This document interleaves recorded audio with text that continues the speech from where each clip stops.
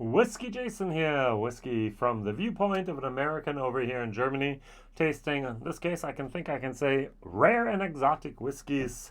Barton, 1792 High Rye. 47.2% ABV, whiskey base number 87846. My friend Marcel sent me the 5CL. I'm very happy for that. Now, to be very honest, the bottle looks very, very nice. I like that a lot. That's something I can really, really dig. We do have some bottles from 1792 over here all the time. What am I going to compare it to? Since this is a high rye bourbon, I decided to compare it to a real high rye bourbon. And we have here our Four Roses single barrel.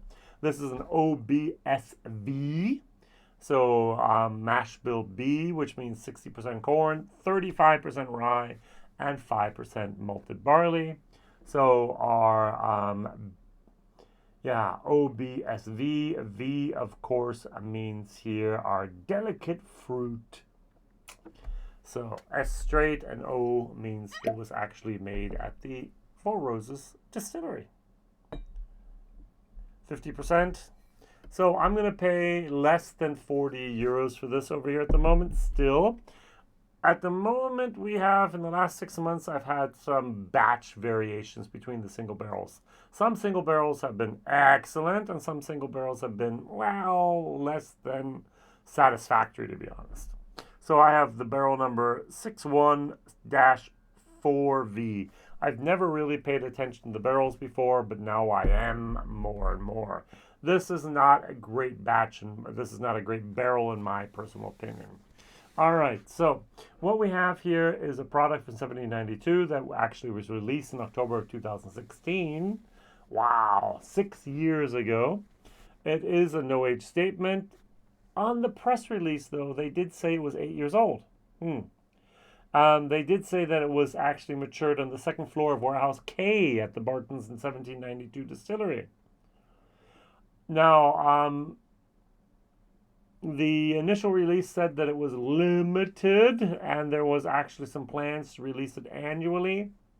I don't think that happened. I think they sold off the barrels to independent labels and they didn't even do it themselves. Now the question is, what is high rye? In the whiskey world, we more or less think that we have a mash bill. The standard mash bill by 1792 is 74% corn, 18% rye, and 8% malted barley. Now, if that's true, 18% is in my book a fairly high rye already. And then according to the website, it says here, I'm going to read, so by law, bourbons must be made using a mash bill of at least 51% corn. Traditionally, bourbons use rye as their secondary grain in the mash bill. This signature recipe for 1792 high rye bourbon uses a much higher percentage of rye as the secondary grain than most bourbons do, creating a robust and full flavor. Much higher percentage. So if we think that we have 18%, what is much higher? Is it going to be 24? Is it going to be 30? Is it going to be 40? Can't be 50, but it could be up until the 30s. And so I think this is actually a fairly fair fight. 50%, 47.2. Does anyone know why we have 47.2? Why we had with the sweet wheat, we had 45.6. What's going on with these different ABVs, these proof levels? Why this and why not that? Now on the nose, first of all, color, they're about the same. Can't really see any real difference. Now on the nose, this is sweet goodness. I like this. This has a little bit of a big red cinnamon moment with a lot of corn syrup on it with a tiny little bit of maple syrup added. Oh, this is really, really nice. This is going to be like a B on the nose. It could be a B plus on the nose. I am absolutely, totally drawn into the web of desire of this whiskey. This single barrel of Four Roses, there have been some fantastic single barrels over here. There have been some okay good single barrels, and there have been some where it's just like, meh. And this is one of the ones where I'm kind of like, eh. Got a lot more of the herbal moment going on here, a little bit of rooibos. Got a little bit of ethanol in here. It is 50%. This is not rocking my boat. This, on the other hand, goodness. A little bit of cherry, a little bit of dried apricots. Very, very nice. Cheers.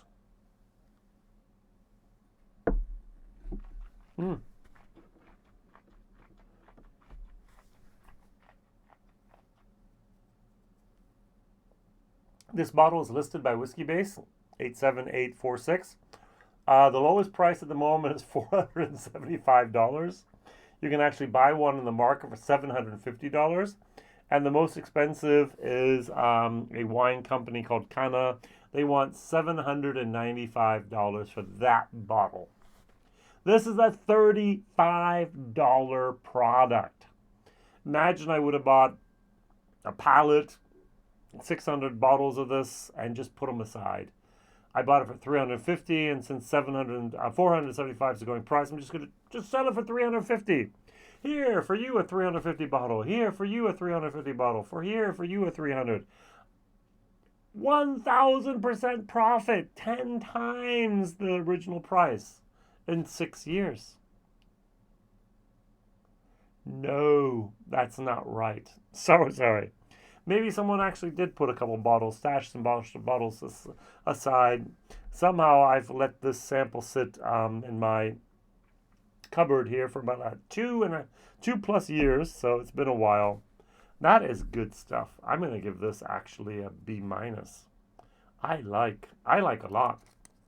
So this is not something that I say like lightly. The sweet wheat was not my cup of tea, but this, the high rye, it's rocking it. I really like that. Now, according to Breaking Bourbon, it is a great value for money. It's not one of the things. It's sweeter than expected for a high rye expression, delivers a nice tasting experience at a reasonable price point, but it is, according to them, dangerously average. Imagine that. Dangerously average. I think that this could actually stand up to a lot of other products. I think that at the moment we are spoiled for choice. We have so many great new distilleries have started and put products on the market. New Riff and Wilderness Trail and Peerless and all the other ones out there. They're doing Barton Bourbon Company. They're just doing fabulous Green River jobs of just absolutely spoiling us for choice. But back then, 6 years ago, when I started my whiskey journey, we were not as spoiled for choice as we are now.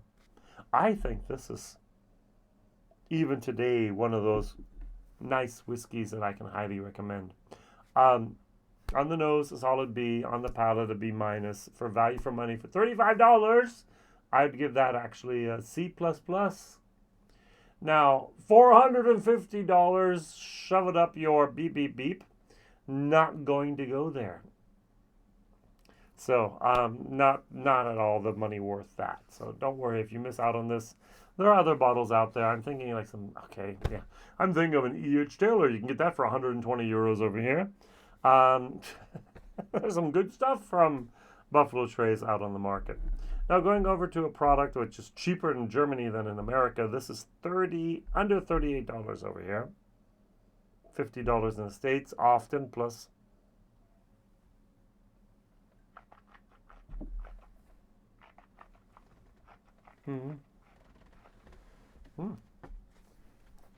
This goes off on a little bit of a tangent. This is not the typical perfectly balanced, wonderful Four Roses single barrel that I love and I know. I remember 5 years ago doing a blind challenge. Four Roses small batch versus small rose was single barrel, and small batch won each and every time because the single barrel that I had was mediocre, average. There are excellent bottles out there, barrels out there. If you find them, buy more than one bottle and enjoy them. But this is not something I would go out and look and say, oh, I need to have the 614V bottle barrel again. That was fabulous. What is fabulous, what is very, very good, is the high rye. Dark. Honey, caramel, butterscotch. Even a tiny little bit of pecan pie. Mm-mm-mm.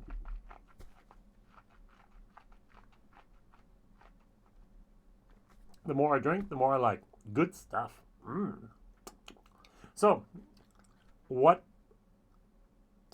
bottlings of 1792 have you had and you liked? That's the question of the day. All right, from 1792, from Barton's, what have you had? What have you liked?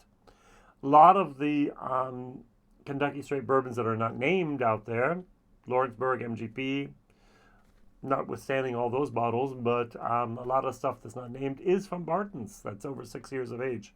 They are and were doing a great, great job back then. Thank you very much for watching, liking, subscribing, telling others, sharing, and helping this channel grow. We should have hit 3,000 by now, and so thank you very much on all the people who've helped actually this channel to grow and to talk about whiskeys you might not ever see, but hopefully compare it with something you can actually get on a regular basis. Thanks for watching. Don't forget, like, subscribe, tell others. Bye-bye.